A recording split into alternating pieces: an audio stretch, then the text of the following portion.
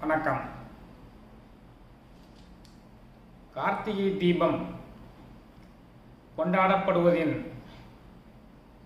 நோக்கம் என்ன, மகத்துவம் என்ன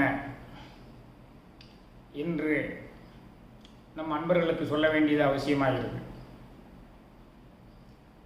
மாயை வசப்படும் பொழுது பிரம்மனும் திருமாலும் மட்டுமே கூட அதற்கு விதிவிலக்கு இல்லை என்பதை உணர்த்துவதுதான் இந்த கார்த்திகை தீப திருவிழாவினுடைய தத்துவார்த்த ரீதியான உண்மை. பிரம்மனும் திருமாலும் ஒரு சமயம் மாயை வயப்பட்டார்கள். மாயை வயப்பட்டால் என்ன? நான் என்ற எண்ணம் தலைதூக்கிவிடும். பிரம்மன் படைத்தல் தொழிலை செய்வதனால் நானே பெரியவன் என்றான்.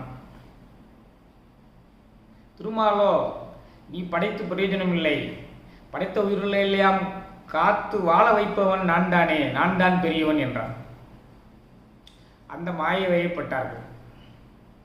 மாயை வயப்பட்ட இவர்கள் இருவரும் தங்களில் யார் பெரியவர் என்பதை உறுதிப்படுத்துவதற்காக சிவனிடம் சென்றார்கள். எங்கள் இருவரில் யார் என்ற பெரியவர் என்ற பிரச்சனை ஏற்பட்டு விட்டது, தாங்கள் தான் அதற்கு ஒரு தீர்வினை சொல்ல வேண்டும் என்று கூறினார்கள்.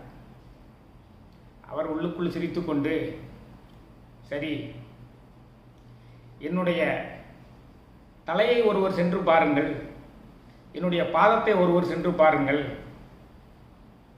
யார் முதலில் சென்று பார்க்கிறீர்களோ அவர்களே பெரியவர் என்று ஒத்துக்கொள்ளலாம் என்று ஒரு கருத்தை சொல்கிறார்.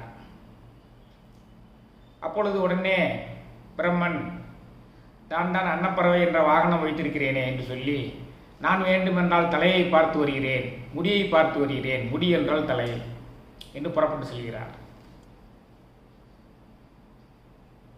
திருமாலோ பன்றி அவதாரம் எடுத்து பாதாளத்தை நோக்கி செல்கிறார். மாயை வகைப்பட்ட காரணமாக யார் பெரியவர் என்ற எண்ணம் தலைதூக்கியதன் காரணமாக இந்த பிரச்சனை நடந்தது. இது திருமந்திரத்தில் கூறப்பட்டுள்ளது. ஏனென்றால் நமக்கு கிடைத்துள்ள ஒரே ஆகம நூல் திருமந்திரம் தான். எனக்கு தெரிந்தது மற்ற ஆகம நூல் இருக்கலாம். அதுதான் வாழ்வியல் நெறியில் உணர்த்தக்கூடியது. அதை அடிப்படையாக வைத்துதான் இந்த தத்துவங்களை எல்லாம் பேச முடியும். திருமந்திரத்தில் 2 பாடல்கள் அது சம்பந்தமாக வருகின்றன. பிரம்மனும் மாலும் பிராணே நான் என்று, பிரம்மனும் மாலும் பிராணனே நான் என்று, பிரம்மன் மால் தங்கள் மாயையினாலே, பிரம்மன் மால் தங்கள் பேதமையினாலே, 2 எடுத்துக்கொள்ளலாம். பிரம்மனும் மாலும் பிராணே நான் என்று, பிரம்மன் மால் தங்கள் பேதமையாலே,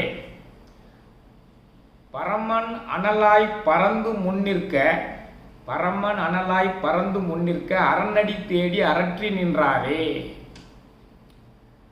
அந்த சிவன் என்ன செஞ்சான்? மிகப்பெரிய ஒரு நெருப்பு பிளம்பா விண்ணை தாண்டி சென்றும் பாதாள உலகத்தை தாண்டி சென்றும் நின்றான்.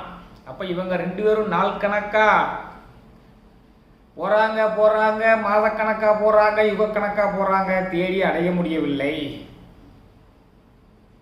ஏனென்றால் ஆதி சிவன் தானே உலகத்தை தோற்றுவித்தவன்.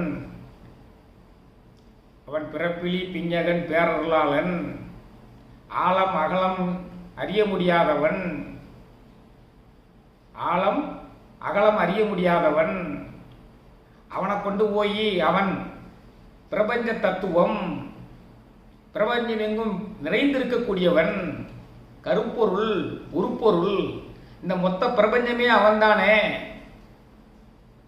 அதான தத்துவம், ஆகாய தத்துவம், சிதம்பர ரகசியம் அதுதானே. அவனை போய் எப்படி கண்டுபிடிக்க முடியும்? பல யுகங்கள் ஆயிடுச்சு, கண்டுபிடிக்கவே முடியலை. சரின்னு புறப்பட்ட இடத்துக்கே வந்தாங்க. அடிமுடி காண்பார் அயன்மாள் இருவர், இது திருமந்திரம் தான். அடிமுடி காண்பார் அயன்மாள் இருவர், படிகண்டிலர் மீண்டும் பார்மிசை கூடி புறப்பட்ட இடத்துக்கே வந்துட்டாங்க. அடிமுடி காண்பார் அயன்மால் இருவர் படிகண்டிலர் மீண்டும் பார்மிசை கூடி அடிகண்டிலேன் என்று அச்சுதன் சொல்ல என்னால் அடியை பார்க்க முடியலேன் என்று திருமால் ஒத்துக்கொண்டார். முடிகண்டேன் என்று அயன் பொய்மொழிந்தானே. இந்த பிரம்மா என்ன செஞ்சான்? நான் தலையை பார்த்துக்கிட்டேன்னு பொய்ய சொன்னான். பொய்ய சொன்னதுக்கு சிவன் தலையிலிருந்து விழுந்து கொண்டிருந்த தாளம்பூவையும் பொய் சாட்சி சொல்ல வச்சான். இந்த தாளம்பூ தான் சாட்சி நான் பார்த்ததுக்குன்னா. கடைசியில் சிவன் வந்தார். அவராவது உண்மையை ஒத்துக்கொண்டார். நீ பொய் சொன்னாய், தாளம்பூவை துணையாக கொண்டாய், அதனால பூஜைகளில் தாளம்பூ இனிமேல் பயன்படுத்தப்படாமல் போய்விடும் என்று ஒரு சாபத்தை போட்டார்.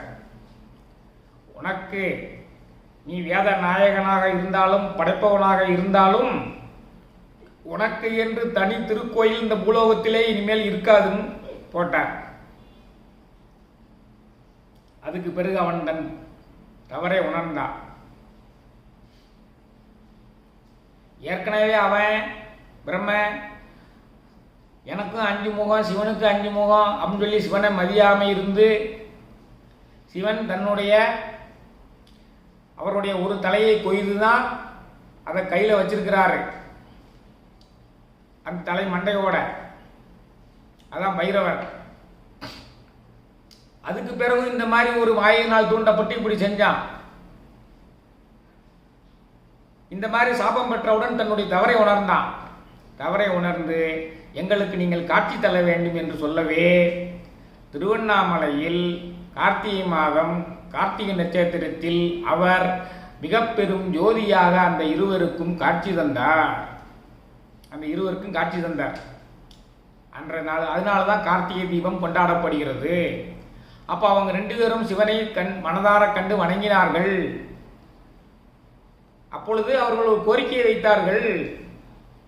எங்களுக்கு மட்டும் இப்படி வாழ்வளித்தால் போதாது, இந்த அகில உலகங்களுக்குமே இந்த அண்ட சராசரம் முழுவதற்குமே இதே நாளில் நீங்கள் ஜோதியாக காட்சி தந்து எல்லாரையும்